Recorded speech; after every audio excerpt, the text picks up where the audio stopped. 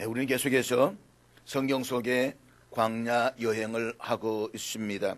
솔직히 광야는 불편한 곳입니다. 광야는 힘들고 고통스러운 곳입니다. 그래서 사람들은 광야를 별로 좋아하지 않습니다. 그렇지만 우리는 때로 광야에 서야 할 때가 있습니다. 그것이 하나님 우리를 광야로 이끄시는 경우도 있지만 우리의 잘못된 선택으로 메마른 광야에 이르게 되는 경우도 있습니다. 그것이 가정의 문제든 아니면 자녀의 문제든 배우자의 문제든 아니면 관계의 문제든 어떤 문제든지 간에 우리의 정서적 환경적 광야는 올 수가 있다라고 하는 것입니다. 그러나 어떤 이유로 광야를 걷게 되었다라고 할지라도 낙심하거나 절망할 필요는 없습니다. 왜냐하면 합력하여 선을 이루시는 하나님은 우리의 실수를 통해서도 하나님의 일을 이루어 가시기 때문입니다.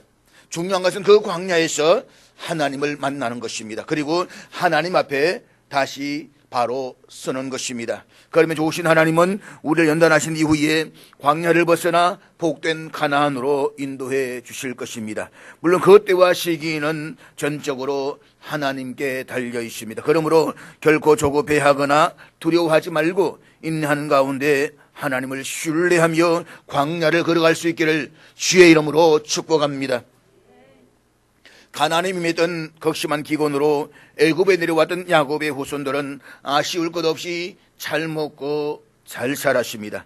고센이라는 땅은 거대 조상이 살았던 가나안보다 훨씬 더 좋은 곳이었습니다. 화려함과 풍요로움이 넘쳐나는 곳이었습니다. 그들에게는 그곳이 젖과 꿀이 흐르는 가나안이었습니다. 그곳에서 그들은 자기네 세상을 만난 것처럼 생육하고 번성해 나갔습니다.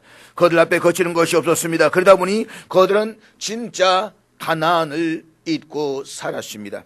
하나님께서는 극심한 기온으로부터 저들을 보호하고 큰 민족으로 이루시게 한 이후에 진짜 가나안으로 데려가시려고자 잠시 애굽에 머물게 하셨습니다. 그런데 그들은 가짜 가나안이 주는 풍요로움과 애굽의 화려한 문화에 푹 빠져 살았습니다. 그들의 애굽은 더 이상 남의 나라가 아니었습니다.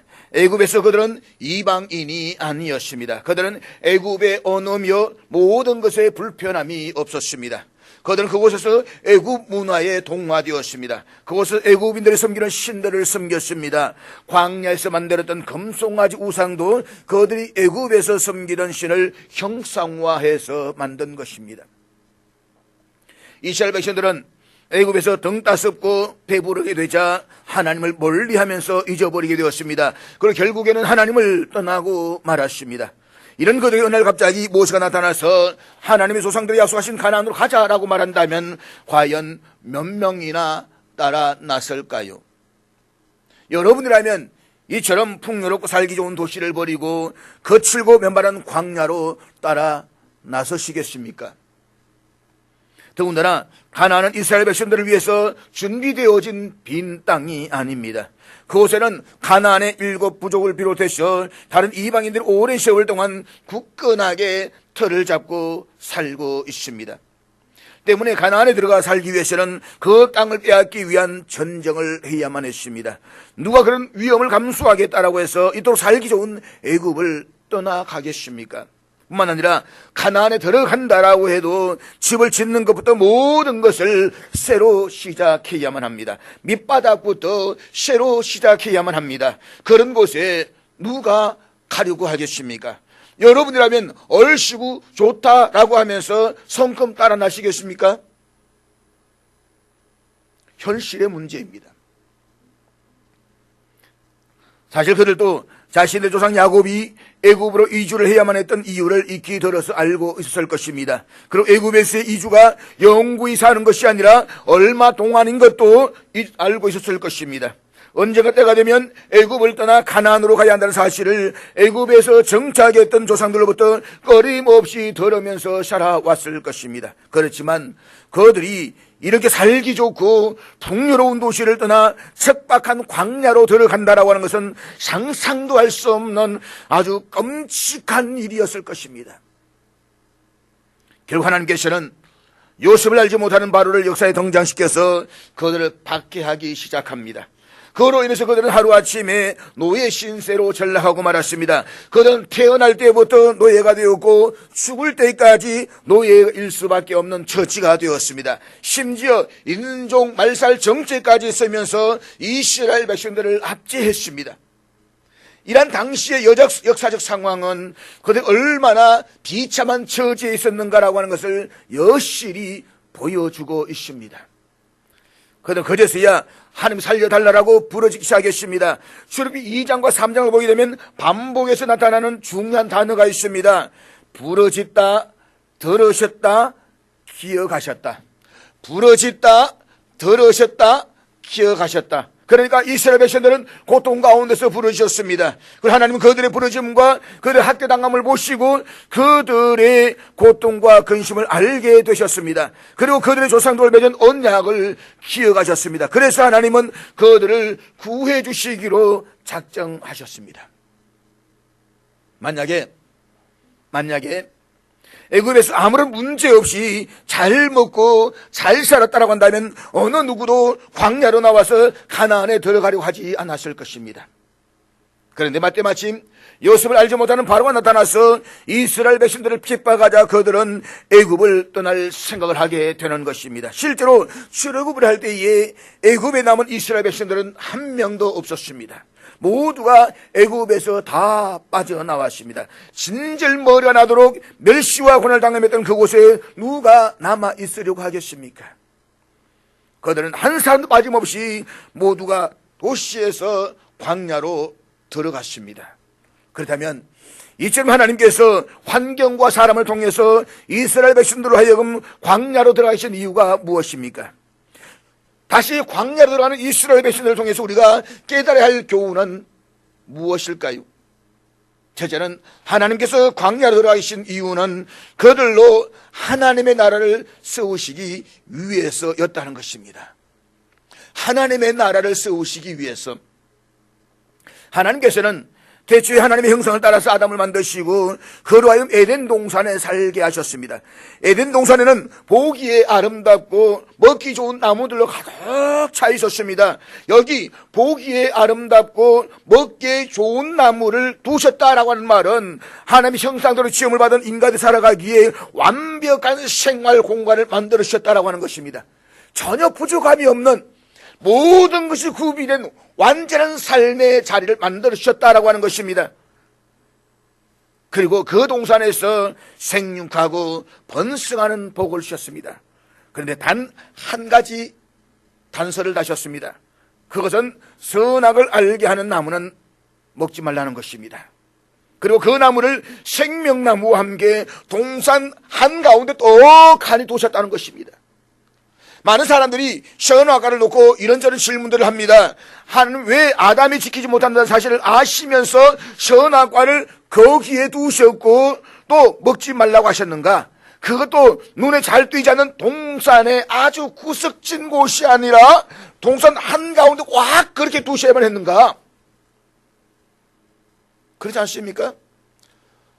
아예 보이지 않는 곳에 그냥 아주 구석진 곳에 가지 않는 곳에 계곡의 한쪽에 딱 심어놓으면 안 가잖아요. 일부러 갈 필요가 없잖아요. 그런데 아침 저녁으로 거닐 때마다 동산 한가운데 우뚝 솟은 곳에 생명나무와 선악과가 떡하니 서 있습니다. 매일 갈 때마다 보이지 않습니까? 왜 그렇게 했어야만 했을까? 우리는 하나님이 아니시기 때문에 이 물음에 정확하게 대답을 할 수가 없습니다. 그러나 분명한 것은 하나님이 선악을 알게 하는 나무를 동산에 두셨다라고 하는 것은 인간이 자유의지를 가진 존재를 만들었다는 것입니다. 하나님은 우리를 아무런 판단도 할 수 없는 목석이나 로봇으로 만들지 않았습니다. 하나님 우리가 스스로의 판단에 의해서 하나님 말씀에 순종할 수 있는 자유의지를 주셨습니다. 이게 얼마나 감사합니까? 네가 한번 살아봐. 네가 한번 이 에덴 동산을 한번 다스려봐. 하나님 그렇게 우리에게 의지를 주셨다는 것입니다. 그런데 하나님은 자유의지를 가진 아담에게 동산에서 모든 과실을 마음껏 먹고 살기는 하셨지만 그렇다고 해서 자유분방한 삶을 원하지는 않으셨다는 것입니다. 자기 한계를 분명히 인식하면서 살라는 것입니다. 다시 말해서 하나님이 책임져 주시고 관리해 주시며 보호하고 사랑하시는 왕이신 하나님을 인정하고 살라는 것입니다. 이 동산에 주시는 주인은 아담 너 자신이 아니라 나 하나님 여호와라는 사실을 잊지 말라는 것입니다. 그래서 내가 원하는 걸 마음껏 먹고 살아도 되겠지만 그러나 분명한 한계는 가지고 있어라. 이 주인은 네가 아니라 나다. 이것을 하나님께서는 동산 가운데에 선악과를 두시면서 매일 아침 저녁으로 지나갈 때마다 보시면서 그렇지 이 주인은 내가 아니라 하나님이시지 라고 인정하면서 살라는 것입니다.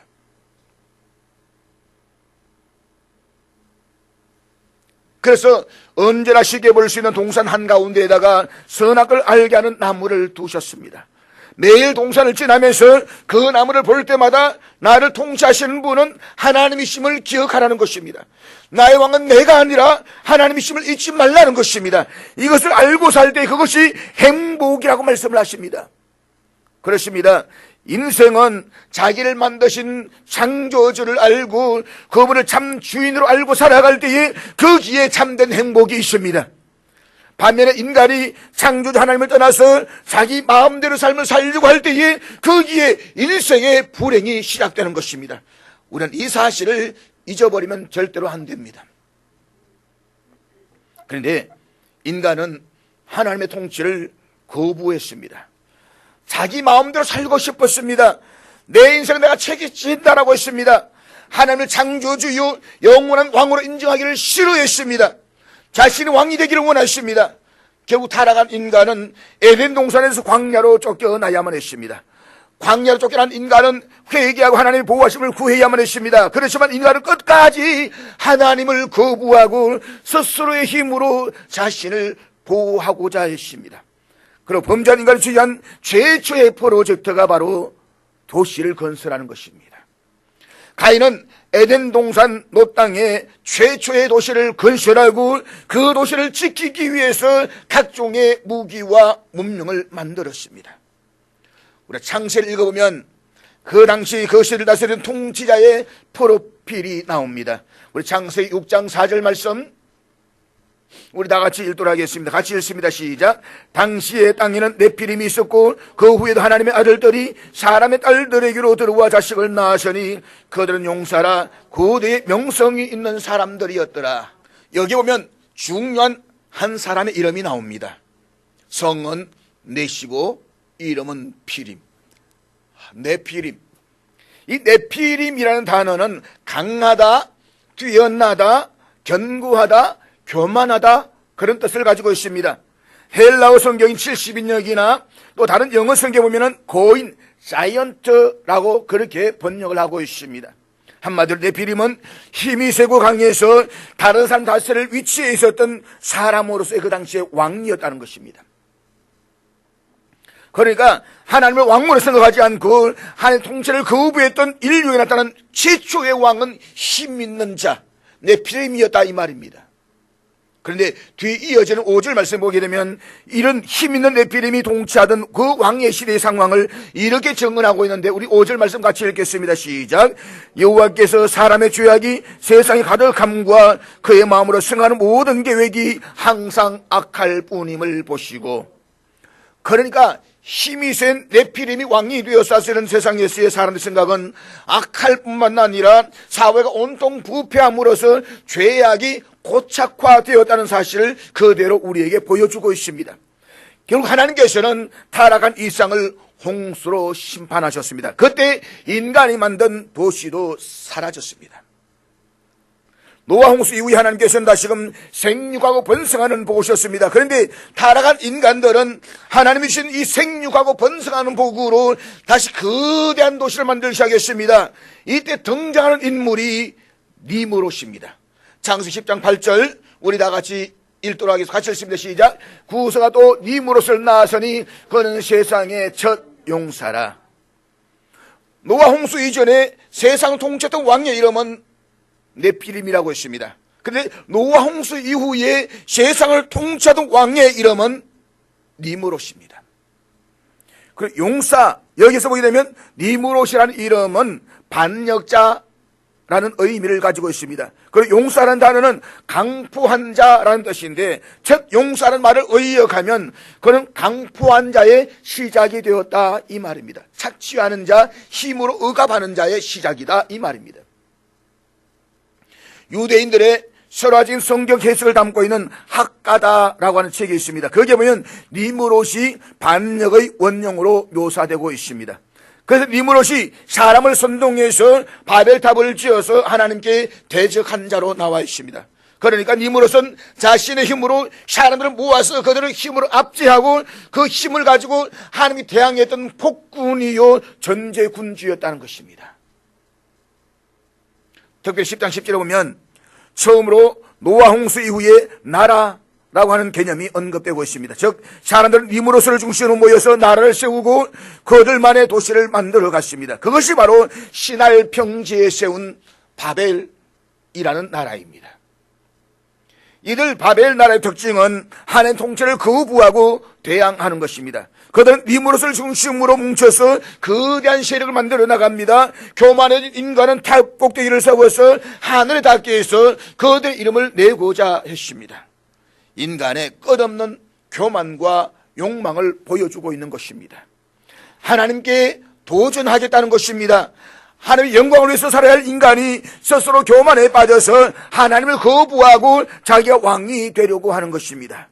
이것은 세상 나라의 출발이 하나님의 통치를 거부하고 세워진 불의한 나라였음을 우리에게 말하고 있습니다. 가인의 후손들은 근본적으로 하나님의 통치를 거부하고 도시를 건설해서 하나님처럼 되고자 했습니다. 결국 하나님께서는 이들을 심판하시고 흩어버리십니다. 그런데 창세 11장에서 바벨 사건에 대한 심판이 있은 이후에 10절부터 보게 되면 셈의 족보가 나옵니다. 그리고 이 족보는 아브라함이라고 하는 한 사람에게로 집중이 됩니다. 아브라함. 이것은 가인의 문화에 뿌리를 두고 세워진 타락과 죄악으로 가득한 세상 도시의 나라가 아니라 하나님 통치하시는 거룩한 나라를 아브라함을 통해서 세워 가시겠다는 것입니다. 하나님 이처럼 아브라함을 선택하시고 그를 통해서 나라를 세우시겠다는 이유는 아브라함으로 인해서 세상 모든 민족이 복을 받게 하시기 위해서였습니다. 여러분, 성경이 말하는 복은 세상 다른 종교들에서 말하고 있는 그런 물질적인 복이 아닙니다. 우리들은 세상에서 부귀와 명예를 누리는 것을 복이라고 생각합니다.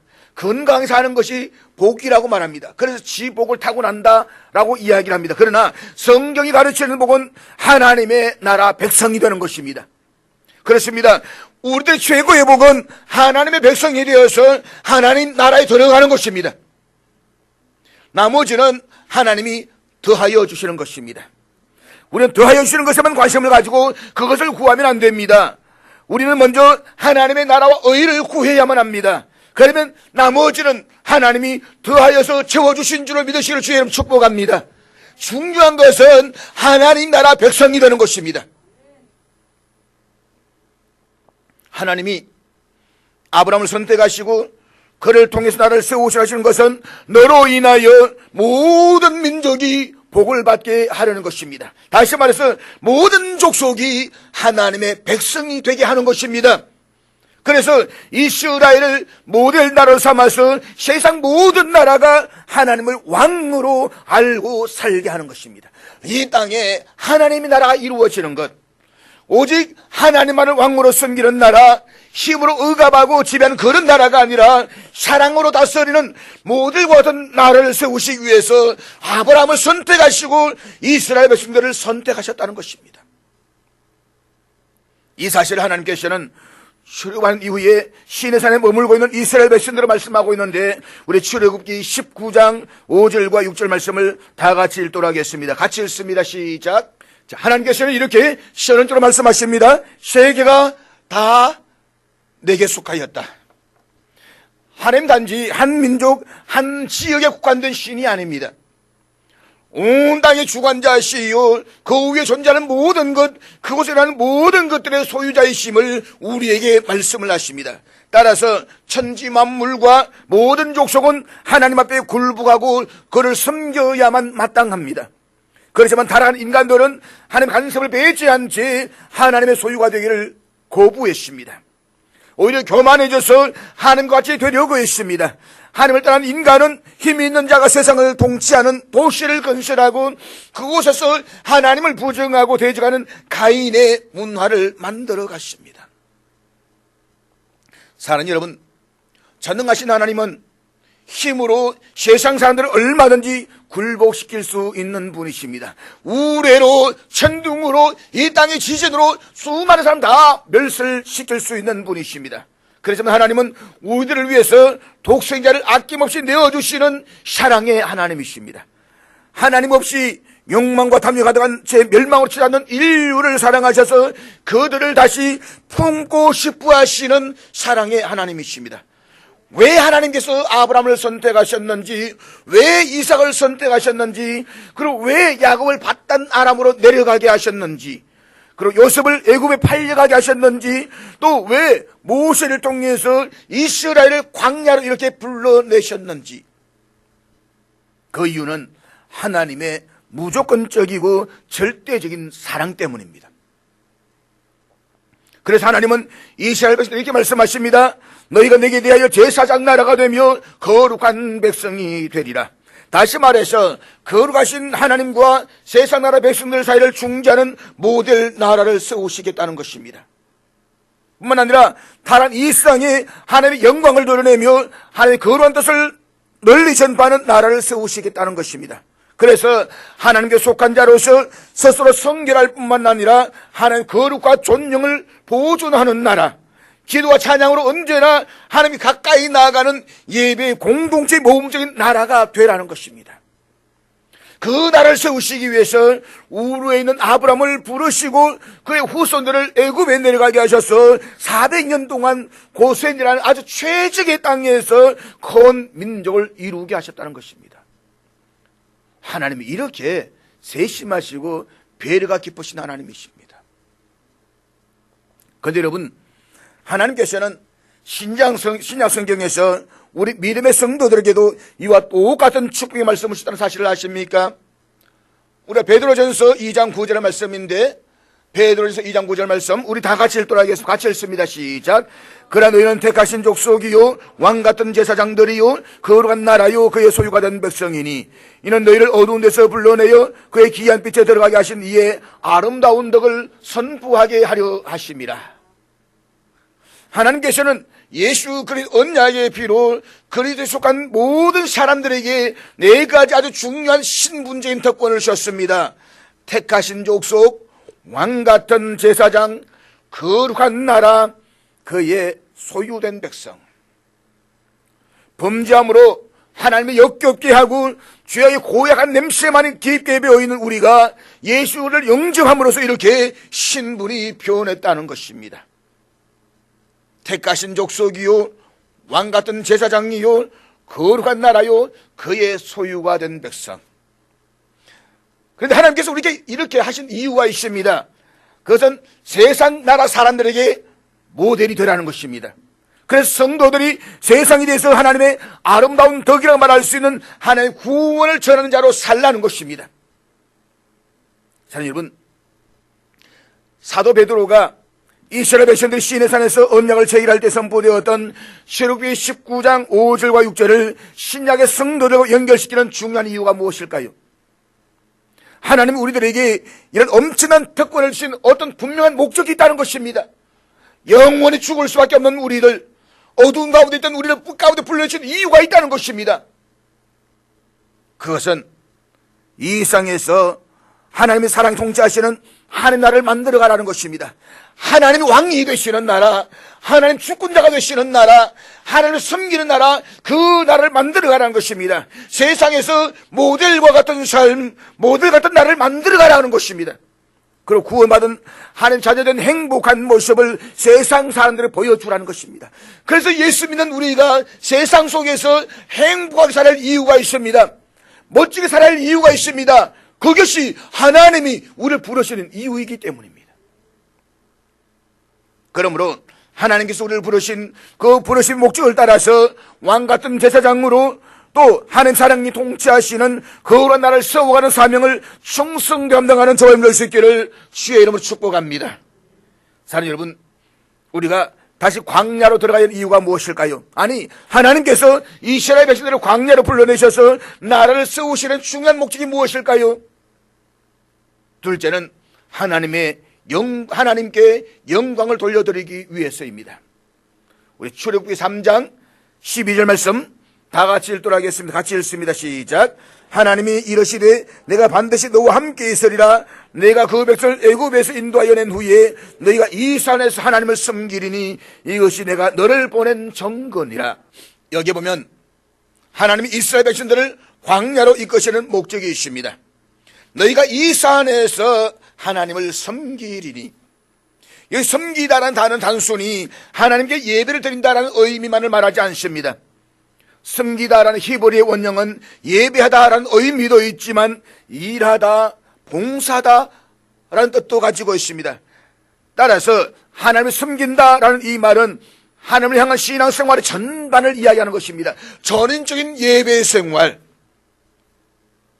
즉 하나님께서 이스라엘 백성들을 광야로 이끄시는 그리고 구원하시는 목적은 단순히 예배만을 받으시기 위해서가 아닙니다. 보다 궁극적인 목적은 당신의 자녀들이 생활 가운데서 하나님과 교제하며 하나님 전인적으로 섬기기를 원하시기 때문인 것입니다. 그리고 이것은 하나님이 세상을 창조하셨던 원래 목적이었습니다. 하나님께서 우주 만물을 창조하시고 인간을 만드신 목적은 영광을 받으시기 위해서였습니다.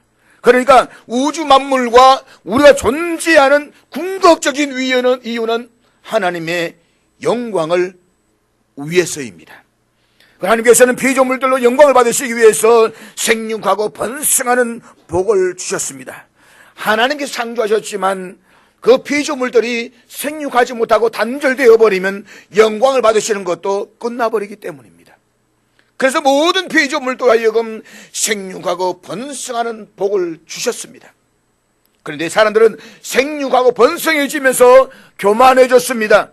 잘 되니까 하나님의 간섭이 귀찮아졌습니다. 하나님 없이도 얼마든지 잘 살 수 있다고 생각했습니다. 그런데 이것이 얼마나 하나님 마음을 아프게 했을까? 우리가 자녀를 키우면서 어릴 때는 어떻습니까? 명절이 되고 가면은 세뱃돈 받으면 바로 쫓아와가지고는 엄마 가져라고 하면서 엄마한테 주잖아요. 돈만 받으면 그냥 엄마 주머니 엄마 받아라고 합니다. 달라 소리도 안 했어요. 그냥 엄마한테 줍니다. 나이 조금 들면 어떻습니까? 안 줍니다. 엄마한테 맡겨야지. 엄마 쓰려고. 좀 섭섭해집니다. 좀 더 나이가 들면 이제부터는 엄마 아빠의 간섭을 받는 걸 싫어합니다.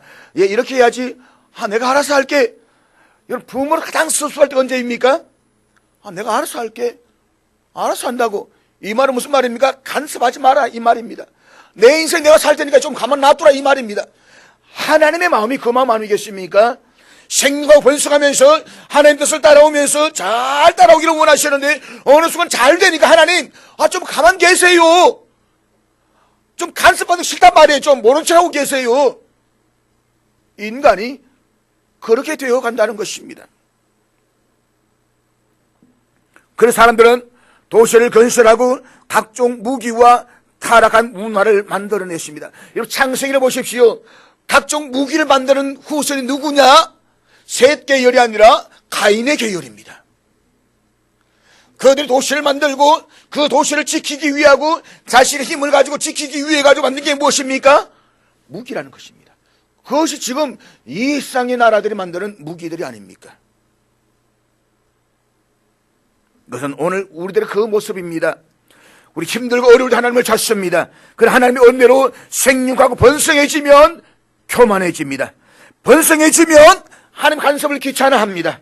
결국 하나님 아닌 세상을 향해서 떠나갑니다. 이것이 바로 데마가 걸어갔던 인생길이었습니다. 디모데후서 4장 10절에 보면 데마는 이 세상을 사랑하여 나를 버리고 데살로니가 갔다라고 말했습니다.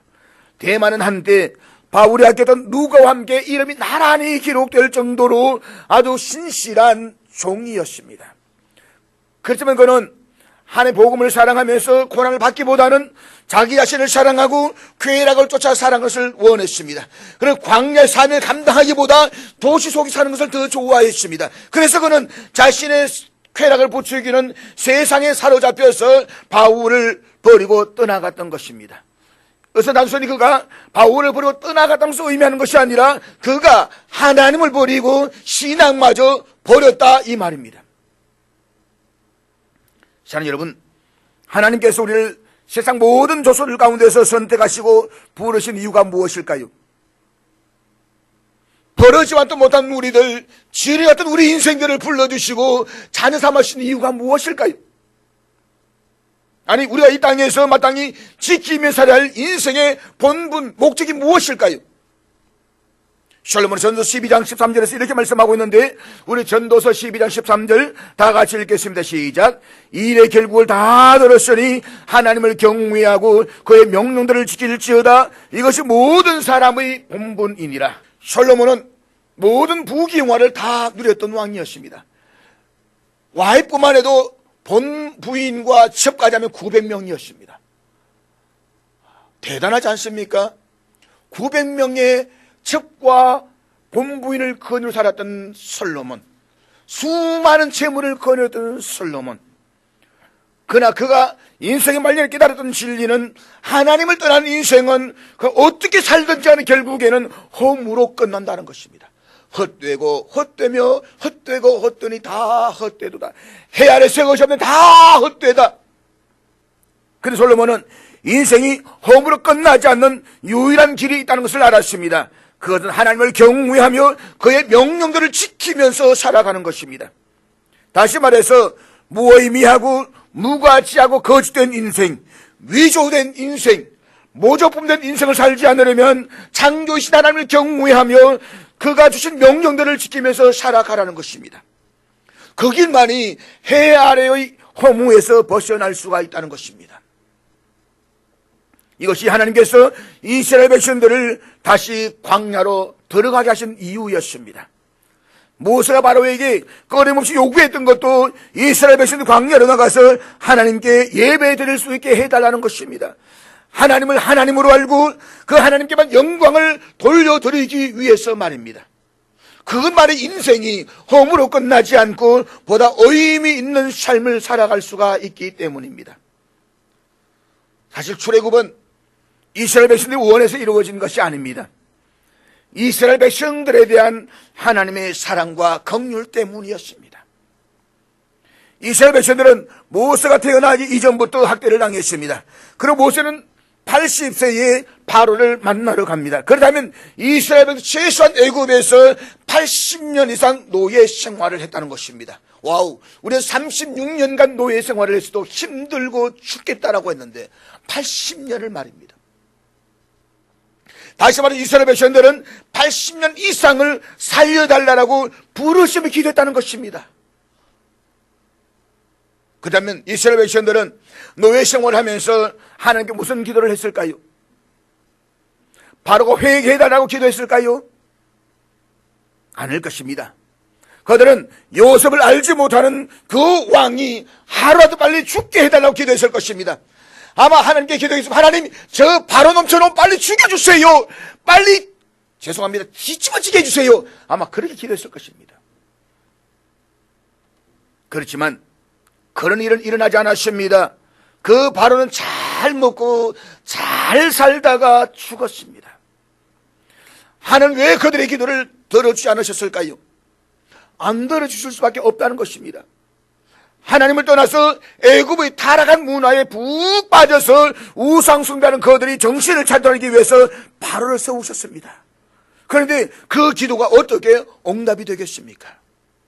회개를 하고 광야로 나와야 되는데 회개는 하지 않고 애굽을 떠날 생각을 하지 않은 채 바로에게 내려달라고 하는 그 기도만은 하나님 어떻게 들어줄 수가 있겠습니까?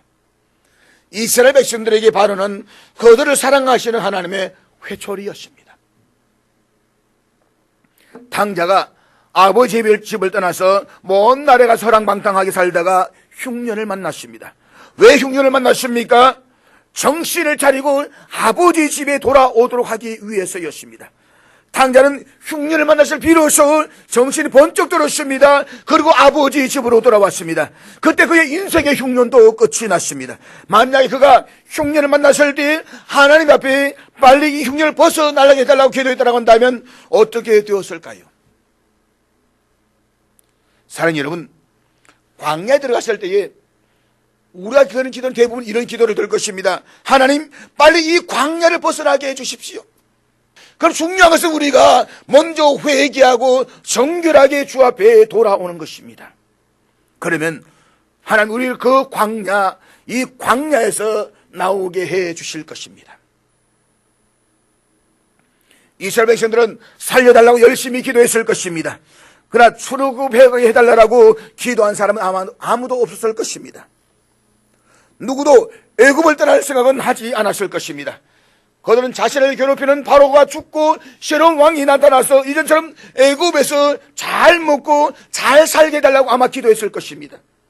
하지만 하나님은 그들의 기도를 들어주지 않았습니다. 아니, 들으셨습니다. 그렇지만 그들이 원하는 대로가 아니라 하나님의 방법대로 그들의 기도를 들으셨습니다. 사랑하는 여러분, 우리가 그렇습니다. 내 생각과 하나님의 생각은 다를 수가 있습니다. 내 길과 하나님의 길은 다를 수가 있습니다. 내 방법과 하나님의 방법, 내 때와 하나님의 때가 역시 다를 수가 있습니다. 그런데 우리는 내가 구하는 대로 주셔야만, 내가 생각하는 대로 이루어 주셔야만 그것이 응답이다라고 생각을 합니다. 그렇지만 하나님은 우리의 기도를 전혀 다른 방식으로 응답하실 때가 있습니다. 내 때가 아니라 하나님의 때에, 내 생각이 아니라 하나님의 생각대로 이루어 주십니다. 잊지 마십시오. 응답이 없는 기도는 없습니다. 다만 내가 원하는 때에, 내가 원하는 방식으로, 내가 원하는 것을 응답해 주지 않는 것밖에는 없는 것입니다. 그러므로 내가 머물고 있는 죄악의 도시, 타락한 그 자리에서 내가 원하는 응답을 들으려고 하지 말고 다시 광야로 나오십시오. 하나님은 저와 여러분을 택하신 족속이요, 왕같은 제사장들이요, 거룩한 나라요, 그의 소유가 된 백성으로 삼으셨습니다. 그렇게 하신 이유는 우리 하여금 세상에서 모델이 되게 하시기 위해서였습니다. 우리가 하나님만을 예배하며 하나님께만 영광을 올려드리며 우리 하여금 하나님 사랑으로 통치하시는 그 하나님 나라를 세워가는 모델이 되라고 부르셨습니다. 우리 이 땅에서 하나님 나라를 세워가야만 합니다. 하나님 통치하신 그 나라를 만들어 가야만 합니다. 하나님 그 일을 위해서 당신의 때에 당신이 원하시는 방식으로 일을 이루어 가실 것입니다. 그러므로 광야에서 하나님의 백성 다시 세움을 받고 세상 속에서 구원받은 행복한 성도의 삶을 살아갈 수 있는 저와 여러분들 수 있기를 주의 이름으로 축복합니다.